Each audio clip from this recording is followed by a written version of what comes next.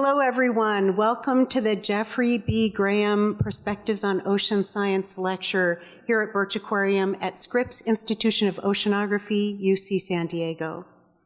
We are delighted to welcome you to our unique presentation tonight entitled Indigenous Ocean Culture, a Renaissance. Tonight we are hosting the third and final presentation related to our exhibition, Embodied Pacific, Ocean Unseen. Indeed, indigenous knowledge is like an unseen ocean, broad, deep, and life-giving. With this lecture, indigenous leaders will share so that we might see and hear their knowledge and wisdom as we journey together to greater understanding and better protection of our ocean planet. 3 leaders from local indigenous communities will share tonight, but before I introduce them, I would like to read a land and culture acknowledgement written by Kumeyaay scholar Michael Connolly Misquish. And that text is here for you to see as well. We stand upon a land that carries the footsteps of millennia of Kumeyaay people. The Kumeyaay are a people whose traditional lifeways intertwine with a worldview of earth and sky in a community of living beings. This land is part of a relationship that has nourished, healed, protected, and embraced the Kumeyaay people to the present day.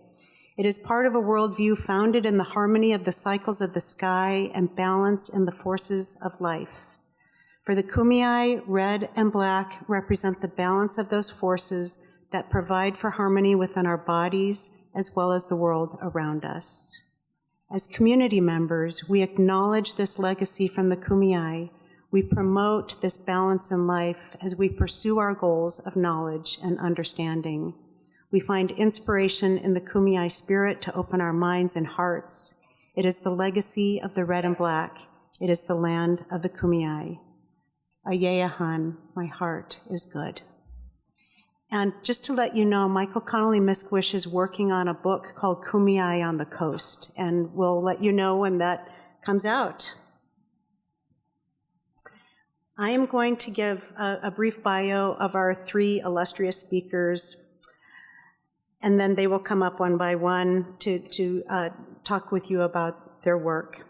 Dr. Stan Rodriguez of the Iipay Nation of Santa Ysabel is an esteemed scholar and educator in Indigenous language revitalization, Kumeyaay history, culture, and language. He has many accolades and awards and does not fit into any box. Those who know him will agree, a very special person. He has a breadth of leadership and teaching roles across multiple organizations, including Kumeyaay Community College, UC San Diego, University of San Diego, and Cal State San Marcos. He teaches workshops and symposiums around the world. Dr. Stan earned a doctorate from UC San Diego. He is a Navy veteran. He serves on the board of the Advocates for Indigenous Culture Language Survival and is a California Native American Heritage Commissioner. Priscilla Ortiz Sawah, a member of the Iipay Nation of Santa Ysabel and descendant of Rincon, Payamcuicham Luiseño, is a rising leader in Native education and Indigenous cultural revitalization. She teaches and coordinates numerous programs with Kumeyaay Community College, Atahumpumquan, the California Indian Manpower Consortium, and Our Worlds. In her work as a language teacher and youth mentor, she always nurtures the fire within everyone she encounters. During her time as Miss Kumeyaay in 2022-23, Priscilla used her platform to educate Native and non-Native community members about Kumeyaay history, legacy, and culture. She is pursuing further education in continuing service to her community. Andrew James Pittman of the Los Coyotes band of kwaiyo and Cupeño Indians and descendant from the Iipay Nation of Santa Ysabel, is a filmmaker who documents indigenous culture and perspectives dedicated to serving the sovereign tribal nations of San Diego County and beyond. With his partner, Lisette Valencia Pitman, Andrew is founder and principal of Condor Visual Media and Tribal Nation News. Andrew creates media on multiple subjects, including Kumeyaay Ocean culture revitalization, as you will see in Embodied Pacific and tonight's presentation. Andrew and Lisette are currently working on a feature-length documentary entitled Mat Hau, The Fire Within Us.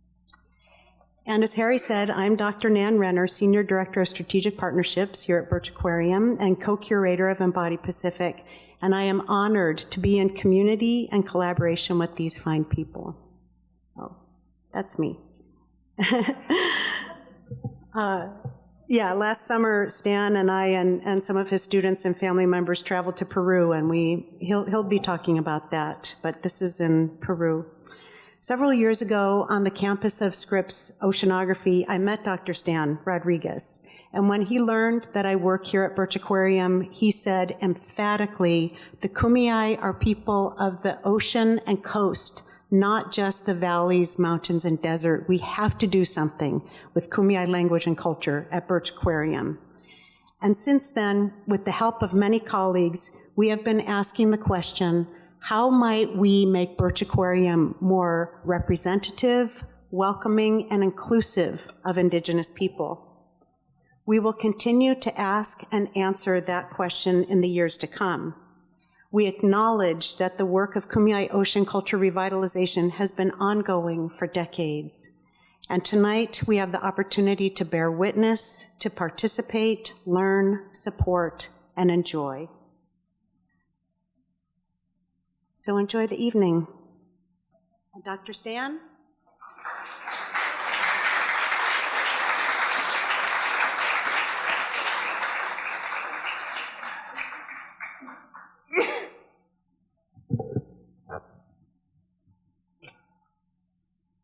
Okay, Iipay-Tipay-Cham. Saminya chubinya makupay wiskunan. Pele helkoi nyabay huyo pi. Helpay nya hasil wik. Nya po makanap. Muwo ja enya hap. Nya pumpil nyabay kanap. So I just want to welcome all of you here. My name is Stan Rodriguez. I am from the Iipay Nation of San Ysabel. How many of you ever been to San Ysabel? How many of you ever been to Julian? How many of you ever had one of those Julian apple pies?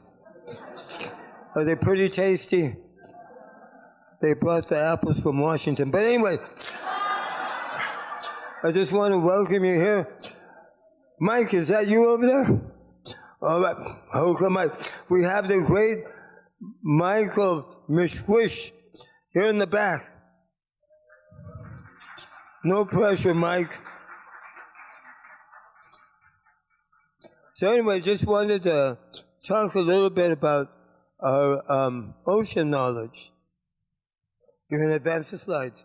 And I only have 15 minutes, so when she kicks me, that means I need to stop. All right. So one of the things that when I first met Nan, when I first met Doctor, one of the things I said was, what are we doing at the coast? What are we doing to bring back our knowledge? It has been said that all of our knowledge, everything that we are, is housed in a giant askai. Say that, askai. Not bad. That means a clay pot. That due to the encroachment that came, that pot was shattered on the rocks. And every community has a part of it. This, what we're doing, the kwaiyo, or making tule boats. There was one community left of all the Kumeyaay communities on both sides of the border. It was Mapurhao, San Jose de la Zora. And one of the elders, she showed me how to make it. She said that she does not want this knowledge to die. She wants people to learn it. She was taught. And she told me stories when they would go down in the spring to gather mussels, to gather seaweed, to gather fish, gather lobsters. How many of you like seafood? As we say in Kumeyaay, come to me. We'll go and do some gathering. So anyway, we did these things. We went, and she taught how to do it. We brought the knowledge back over here on this side of the border, it's all Kumeyaay territory. So we started doing it. Now, Mr. Pittman, Andrew James Pittman over here, he asked me, he said, Stan, we have so many pictures of people on tule boats, but we never have a picture of you. What is this, like the Titanic? But no, actually, I have to say this. The first tule boat, I was Larry the crash dummy.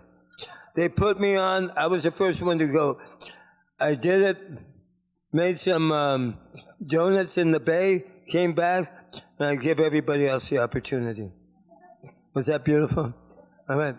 So anyway, one of the things about transmitting knowledge, we can either do it as a lecture, but that's not our native way. If you want to learn, you come out. You will be with us.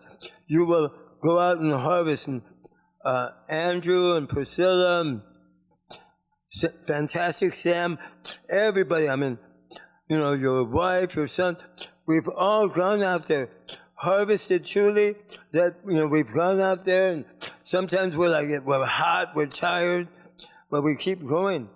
And then we bring it and we show people how to do it. Now, how many of you ever been on a boat? Okay? These are a little bit different. How many of you would go on this? Okay, half of you. All right. That's all right. So, you know what? When you make your own boat, from the time that you cut the tule to when you're in the water, it's all a process. It's a spiritual thing. Because that tule is a living being and it gives itself to us so we can do this. So we're teaching the young people how to do this boat, to make these. Now, how many of you are perfectionists? For those of you, how many are perfectionists? All right. You perfectionists, look at me. All right. It will not help you if I'm teaching you, man. You will melt down like every wife I've had. But anyway, so the thing is, you learn by doing. And that which is worth being done is worth being done poorly at first. I don't want to get in your boat, but, you know, it's being done poorly at first, but then you make progress. So this is what we have. We launched 50 tule boats in the bay.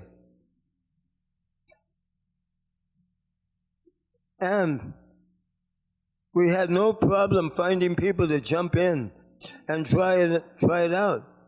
This was something that hadn't been done for many, many years. And as you heard before, when the Spaniards first came, they said they'd seen a bunch of crazy Indians hunting whales on grass boats. We're not crazy, we just know what we're doing. How many of you would go hunting for a whale in a tule boat if you don't know what you're doing? Yeah, so that knowledge is transmitted. And along with the knowledge, our creation story, all these things that go with it. Not just making the tule boats, but fishing, netting, other foods, such as, how many of you like lobster? How many of you like crab? Mussels? Clams? You gotta hang out with us. Because we, you know, harvesting, all these things. And when we teach harvesting, we teach how to do it sustainably. Because we as human beings, we are a part of nature. We're not different. All of our relatives too, the fish, all the other animals, the sea urchin, everything. Everybody has a right to live, and they need food. So we take what we need, and we leave the rest. So we teach that. That boat, we put 14 people on it.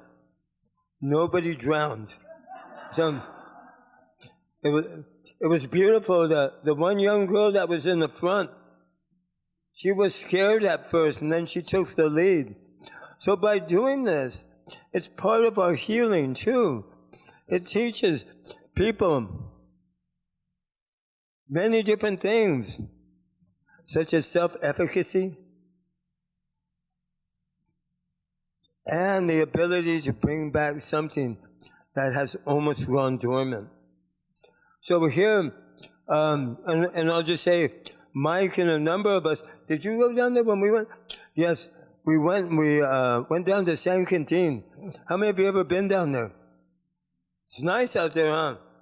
We were on the beach, we were gathering tar, we were gathering shellfish, clams, and had a nice little feed out there.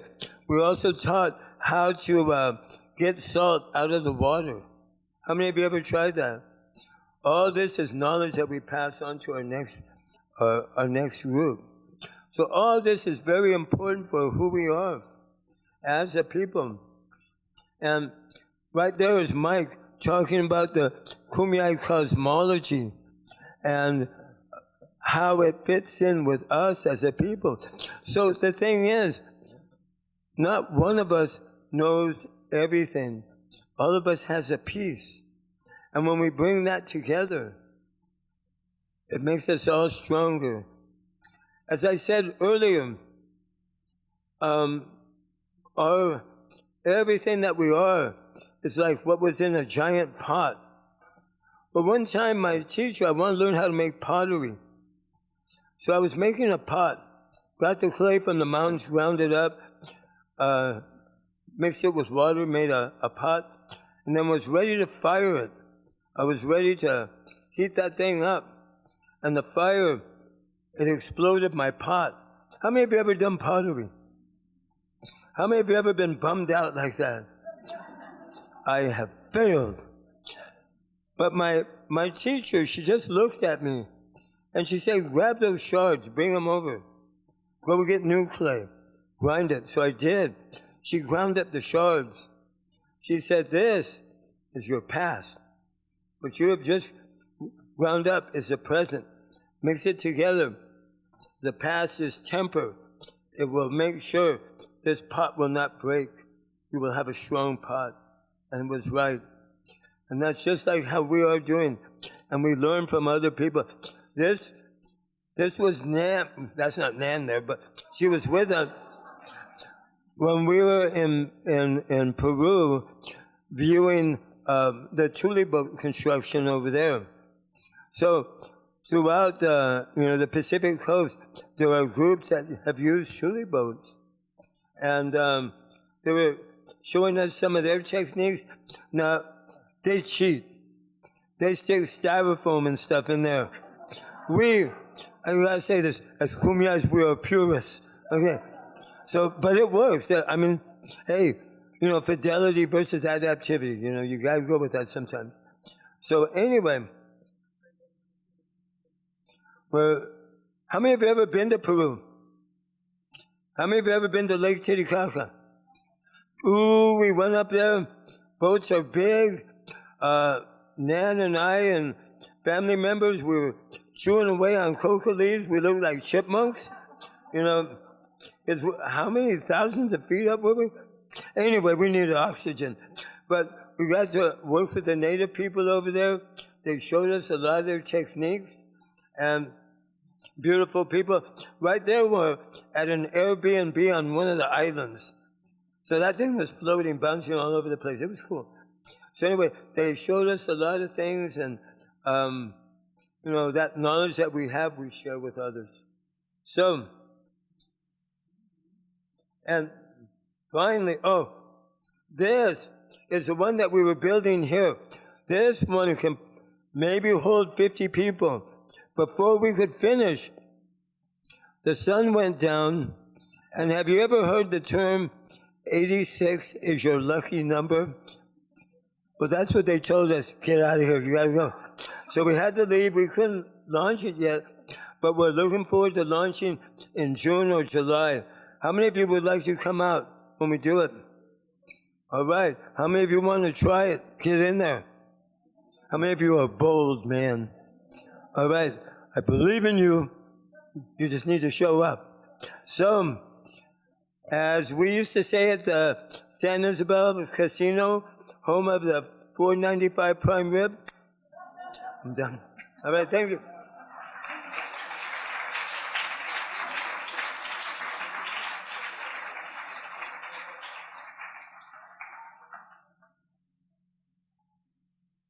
Man, that's tough to follow. Stan, he talked a lot about what our community's doing and how our community's built. And I think today I'm going to talk about the community and how it's built me into being a future Stan, a future knowledge keeper and bearer like that. And, the main organization that I really have to thank for my continued growth right now, my growth as a Kumeyaay woman, as a Kumeyaay knowledge keeper, is Kumeyaay Community College. So I'll be shuffling through a few pictures here. I'm not going to be really speaking on every single one, but just kind of showing the community that we have at Kumeyaay Community College. It was established in 2005. We offer an associate's degree, and we work in partnership with Cuyamaca. So that's how I came to learn about Kumeyaay Community College. Was I enrolled in Cuyamaca at their program and saw that they had the Kumeyaay Studies classes, so I decided to take it. I was invited by Stan Rodriguez to do our language immersion program, which you could see our graduation pictures of. And I had a really great time connecting. It was one of the first times that I experienced my Indigenous curriculum in a classroom setting in a way that was made for me. Like, I was going to school and it was made for me, the language, the history and everything. So it was really empowering to have, a Kumeyaay teacher like Stan teaching me Kumeyaay history. And that's kind of where I fell in love with, like, this could be my path. I could do education. I could also be a fellow educator because I grew up in a Valley Center, so it's more northern, more inland, and we have about 8 reservations around Valley Center. They're Payom and they're Kumeyaay folk. And even the students that I went to school with didn't know about my reservation that was like 5 miles away from them, or they knew about us, but they didn't know, that we still spoke our language, or they knew that we had a casino, but they didn't know that we still did our traditional gatherings. And so I kind of also grew up with that miseducation because in my high school classes and my middle school classes, I heard a very different history than what my grandma and my aunties were telling me. So I definitely, I even remember a paper I wrote in high school talking about the 2 different worlds that I live in and how it feels to wear, your ribbon skirt on the weekend and go to ceremony and do all of this stuff, but then also go back to school and, try to wear those old Navy jeans and fit in with all the girls that, aren't built like you, you have the broad Indian shoulders and stuff. So, I was always jumping back and forth of do I stay in Indian country? Do I go out into the Western world? And, I feel like with KCC, I found that tie where I can go back to my Indigenous roots and learn about the history, and I can learn about it written by my people. Having books written by people like Mike Connolly and reading books by Miss Cuero and stuff, seeing that published, it's really empowering for me as a young woman.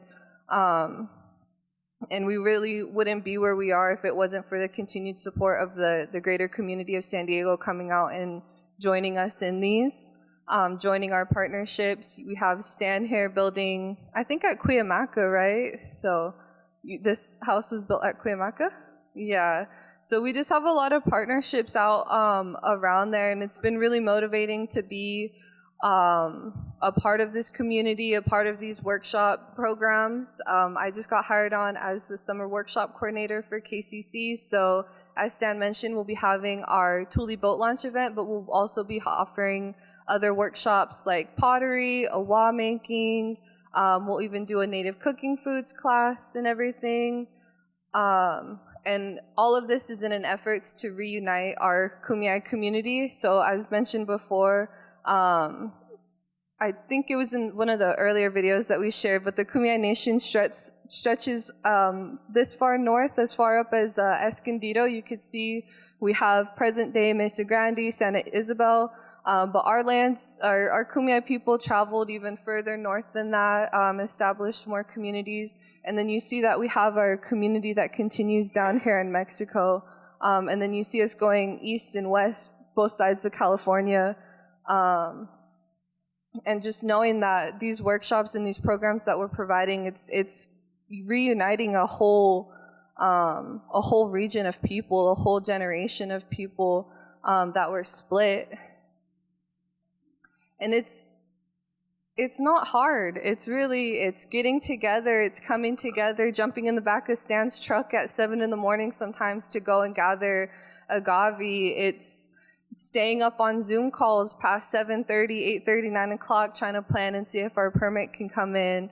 It's doing talking circles of seeing, does this work for this group of kids, or do we need to shift it a little bit? Do we need to meet our reservation kids out where they are? Just a lot of adjustment. KCC's definitely shown me that you don't got to do things the status quo way. And just as Stan said, if there's a will, there's a way. This knowledge needs to come out. And I think we're finding really creative ways to bring our knowledge to the forefront and to share it with each other. Definitely grateful to be mentored by people like Stan Rodriguez. And I'm also really grateful to be in a position now where I can mentor the young youth. So up here I have a couple pictures of participants of my youth council, United Atahum. They're based out of the Rincon Reservation, but they make up Kumeyaay youth, Kumeyaay youth, and Paungquichum youth. These are the people that I'll be passing the torch on to, and training as I come up. But I really do want to give homage to them because they're doing the works within their communities right now, allowing me to have space to come and talk to communities like you. So, my heart is good, and thank you, everybody.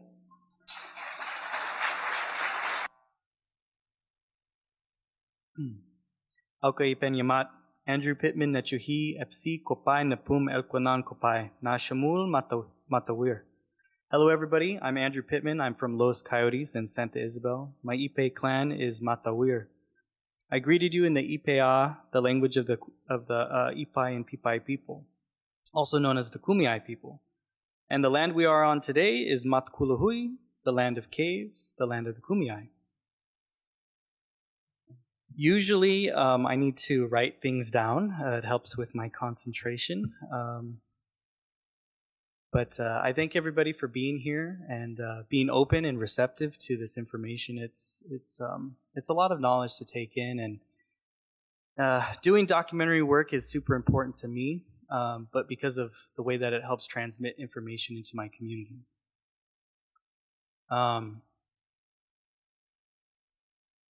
You can't be everywhere at once, and in all honesty, I've struggled with.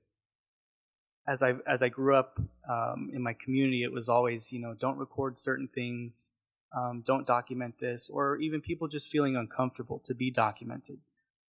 We've heard that phrase of, a picture steals your soul, and it does. It really does. But understanding too that in that effort of knowledge transmission, documenting is preserving.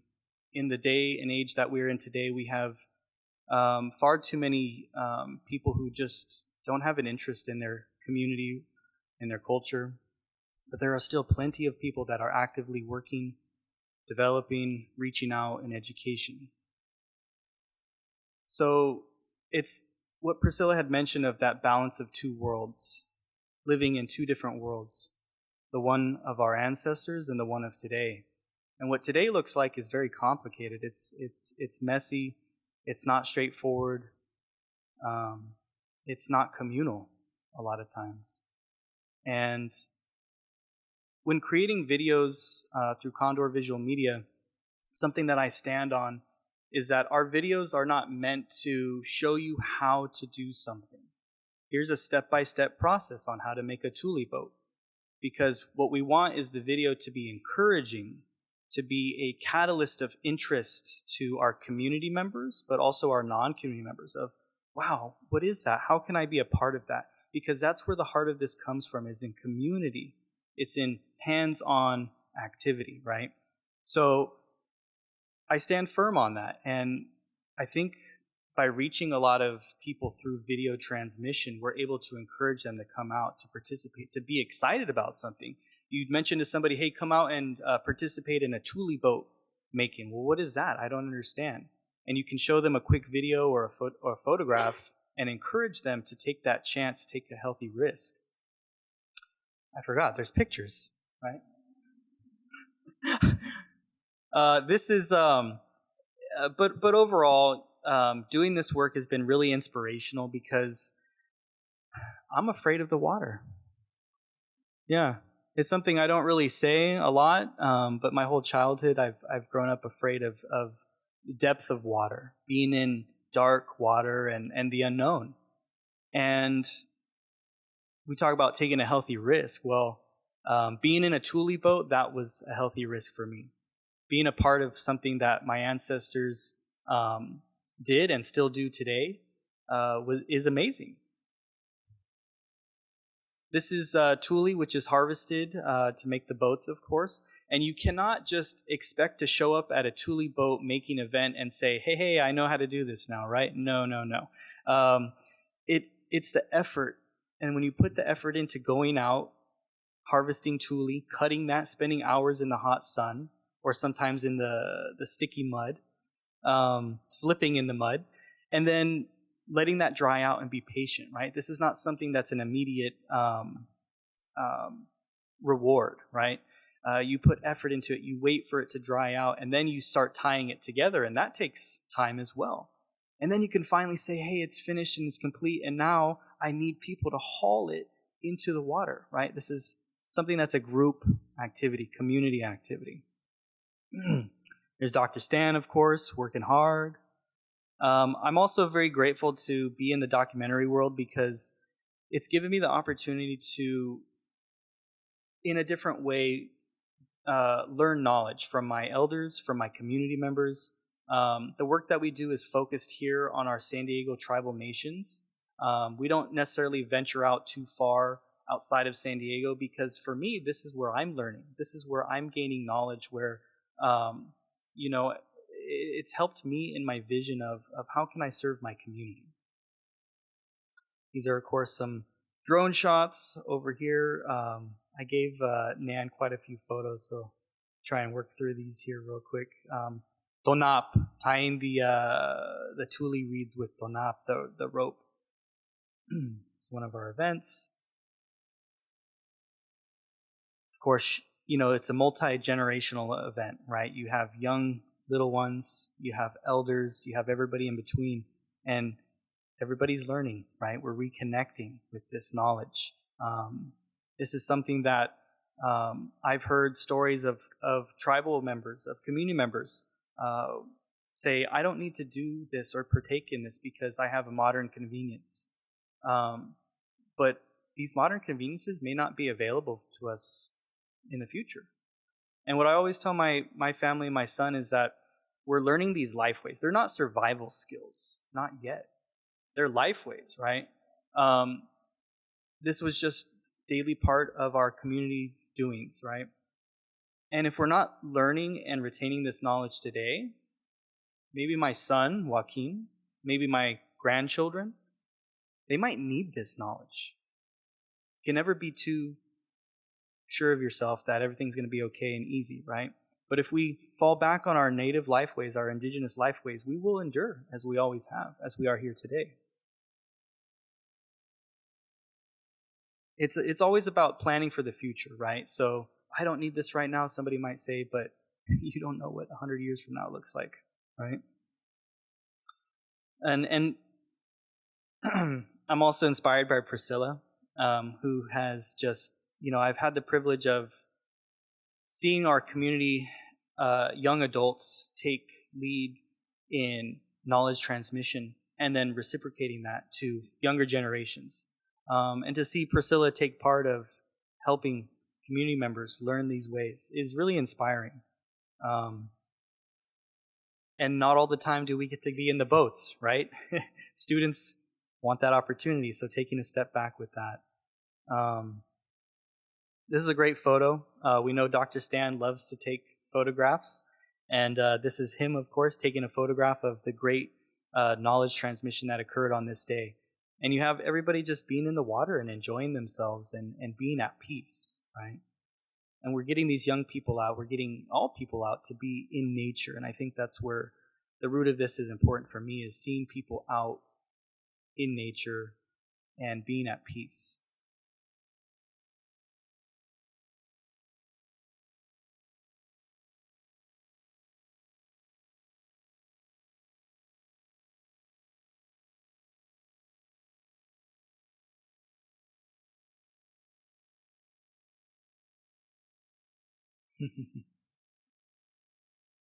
There's me, of course, because,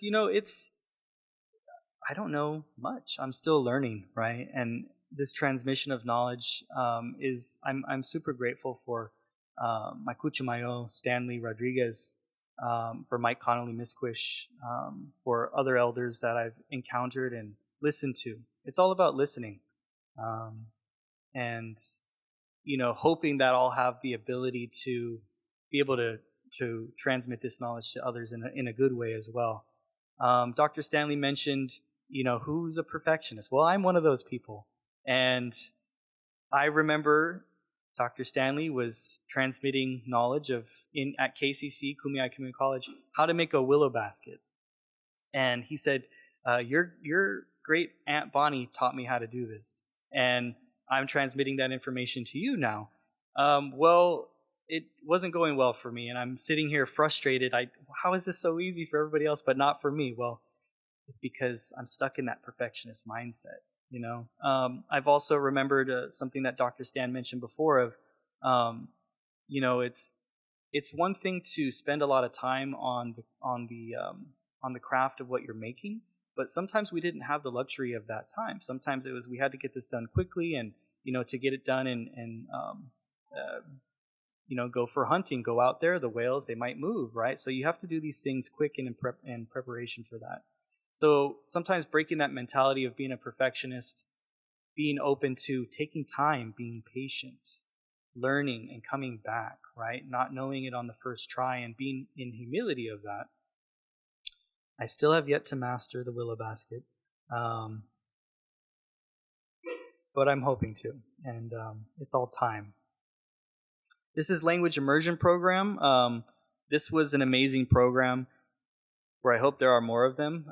It was a full-time commitment in the winter of 2022, 21 going into 22. It was 40 hours a week for about 4 or 5 weeks straight.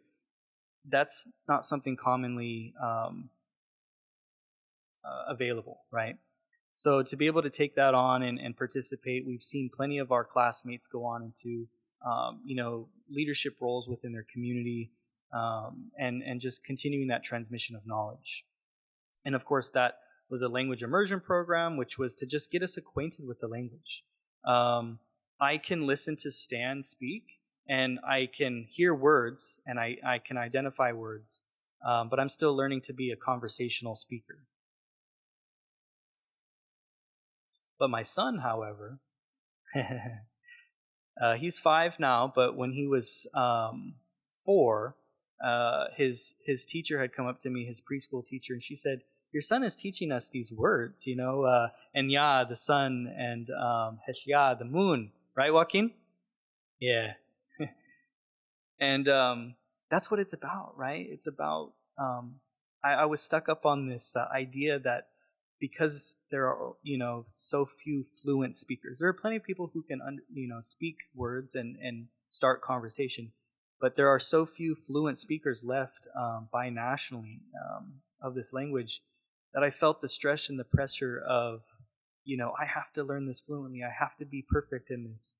But learning that it's not about that, but me starting as an adult in this language immersion. But my son now has a start from a young age, and he can carry that on and continue practicing that. But it was great to see this program, come to fruition, and, just all of us participating and having a good time in community. It wasn't a typical structure of write these notes down In fact, our language, of course, is oral history. And Stan was very adamant on doing the best we could without writing things down. You see that often in our communities where, you want to standardize something. This is how the word is spelled. This is how, and it helps with language acquisition. But reminding ourselves that this language, this knowledge was oral, and that it was all about listening and spending time and knowing and listening, right? There's that great big tule boat that I think there was like 14 people on. Quite amazing to see that out there in the bay. And, they'll just keep getting bigger and bigger, right? This is a learning operation, and, figuring out different ways to do things and to have fun while doing it. The grunion run, that's a neat experience to participate in as well.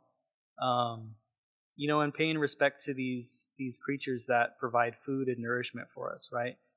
These are fish that lay their eggs in the sand. Of course, some of you probably know that. But waiting for them, right, out of respect for their process. Letting them continue that life way of theirs. And giving respect to them.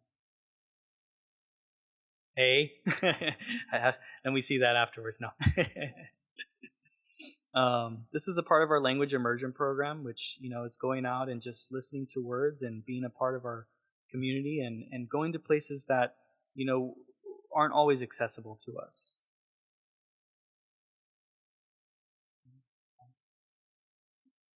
Time's up. Oh, okay. Well, anyway.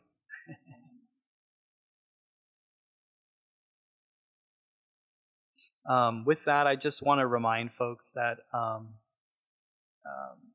San Diego is a box that we're all familiar with.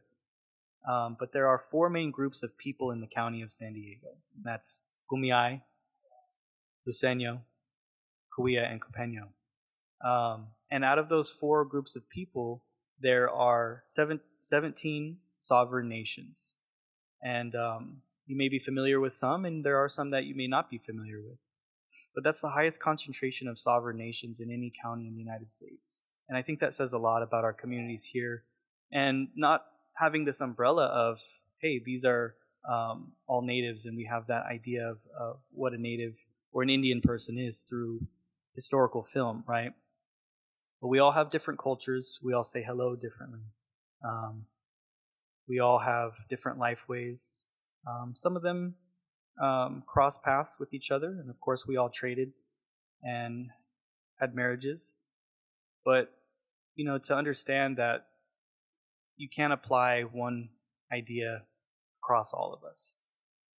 So keep that in mind. And, there are plenty of resources available. Kumeyaay Community College is one of those. So thank you for your time. If you'd like more information, we do have the film that you had seen earlier here at the Birch Aquarium.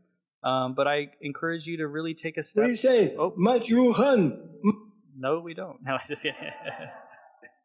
sorry, Stan. And that's what we're going to next. Yeah. So let me bring that back up. Yeah, I got it. Let's just let the film do the talking, right? We say, much you hun, to the true land, the land of our people. We, as Kumeyaay people, we are people of the islands, the Coronado Islands, the ocean, the valleys, the mountains, the desert, parts of the Colorado River and parts of the Sea of Cortez. All of this is our traditional territory. A day like this, to see Indigenous culture being celebrated on a space that isn't originally meant to be an Indigenous space, is really powerful for me.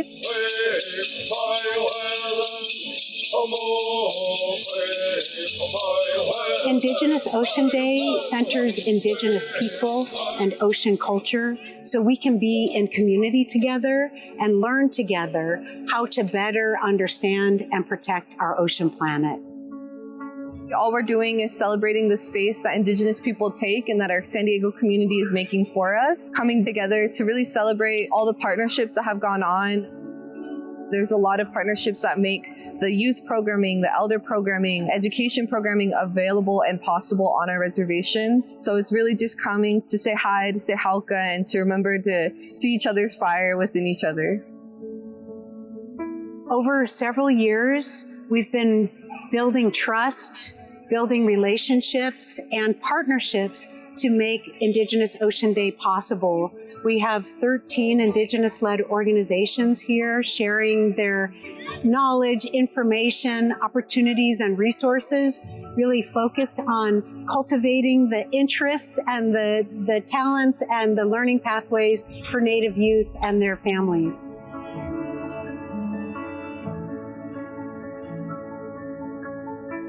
A lot of these organizations are here because they have done some type of work with Scripps or UCSD in a way that can bring us together. You know, we're showing research projects that are being done on the campus, being presented to our Native communities coming here and seeing what resources and what education is available to them. You know, this day might inspire our next oceanographers of Kumeyaay country, of Liseño country. Thank you to everybody that came out. Thank you to everybody that organized and made this day possible. Again, these relationships that we're starting is not just with the people, you know, the name holders that we're carrying today, but it's within the institutions that we're working with. Kumeyaay Community College, UCSD, this is a relationship that's going to go on forever, and I'm just really excited to see what comes. When we're confronted with something that we don't know or that we're a little bit of afraid of, we all have this fear. But the song's saying, keep going. Don't be scared. You have to keep going. We can't just stand here and do nothing, be stagnant. We got to keep going. Keep going as people, coming together as people. Got to keep doing things like this.